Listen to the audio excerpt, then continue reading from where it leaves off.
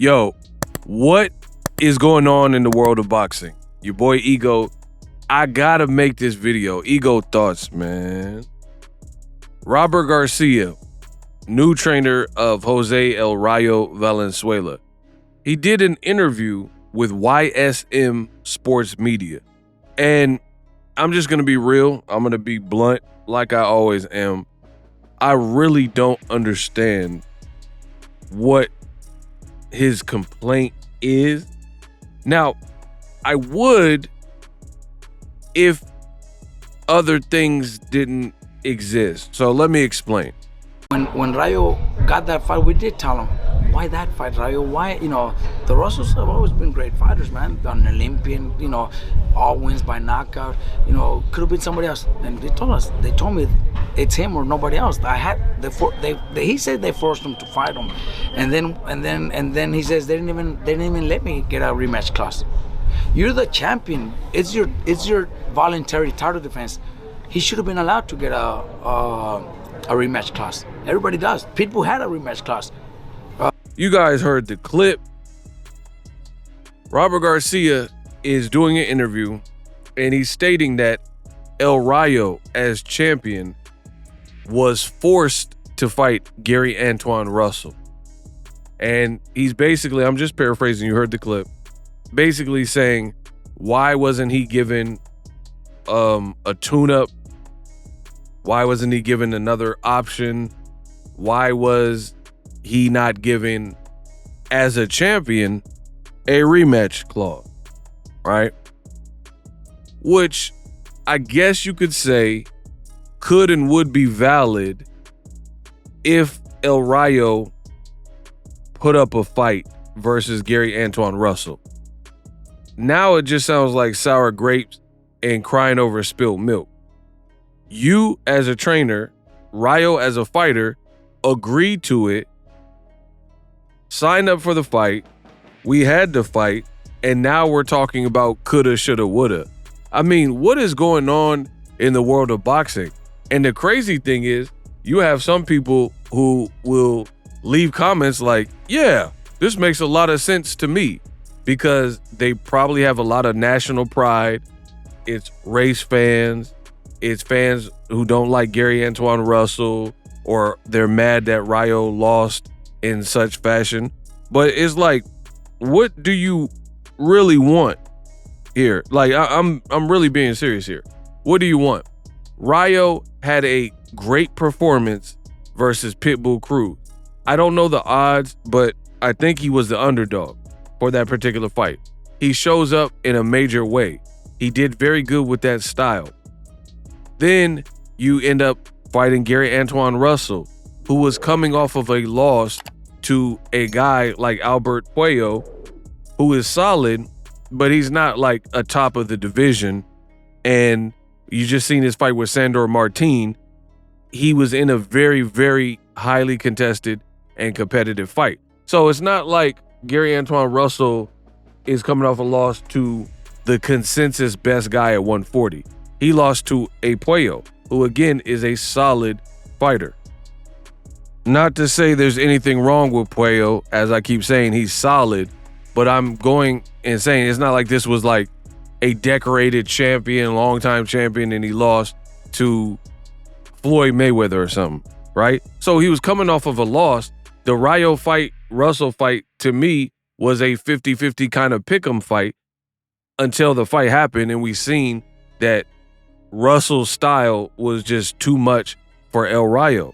So for Robert Garcia to be now, after accepting the fight, accepting the job in the corner, and then now saying, oh, why didn't we have a rematch clause? It's like, what are we talking about? For me, why did you allow him to go into this fight if there was a problem? So what is the point of saying this stuff thereafter and after the fact? Two, if you knew he had no shot, like it sounds like, hey, why did he was forced into it? That's what he said, his words exactly. He was forced into this fight. Then why do you want a rematch clause? Like, you don't have to force somebody to eat a slice of pizza if they like pizza and that's their favorite food. You don't have to force somebody who likes ice cream to eat ice cream. right? So just based on your choice words, he was forced. It doesn't sound like you like this fight for him. You're like, the Russells are good. All the brothers are from the Olympians. They're great fighters. You were forced into it. So if you're forced into it, then how can you have your cake and eat it too and play both sides of the fence saying, we wish there was a rematch clause? And then furthermore, now that you've accepted the job, you got paid, Russell did his thing, looked supreme and sharp, and Rayo got beat up and lost, virtually 12-0. Now you're talking about a rematch clause? It just, to me, it sounds bad. Me personally, I would never have done this interview because it just sounds too crazy. Like you're almost crying and whining about a rematch clause, but based on how your fighter performed, there was literally no reason for this fight to have a rematch. You would have to have, like, at the very least, even if you lost most rounds, have a little oh-ish moment where Rayo landed a huge punch and almost knocked out Gary Antuanne Russell or something. That even happened when Gary Antuanne Russell fought Rances Bartholomew. When it came to the Rayo fight, he was outgunned, outmatched, outskilled, outwilled, outvolumed. I mean, it was ugly. It was like truly ugly stuff. So I think it's going to fall on deaf ears when you're talking about, oh, why didn't we get a rematch clause as a champion? Again, you could make an argument like, why wouldn't a champion have the rights to a rematch clause? But doing it after the fact, after your fighter lost every single round, to me is senseless. Does anyone want to see that fight again? Would El Rayo even want to fight that guy who hurt him throughout the fight and, again, outgunned, outskilled, outwilled, out everything, outdid him completely for 12 rounds, and he had no answer for it? So now you're going to have people who blame PBC because a Mexican-American fighter lost to a black fighter. So they're going to say, oh man, PBC set Rayo up. But it wasn't a setup when Rayo fought against a Mexican fighter in Pitbull Cruz and beat him, right? These opportunities come when they come. And here's another reason why this whole rationale makes zero sense to me, is because we know for a fact that El Rayo was previously with David Benavidez's dad, Jose Benavidez. And he said he got the call from PBC for El Rayo to fight Gervonta Tank Davis. We know that to be true.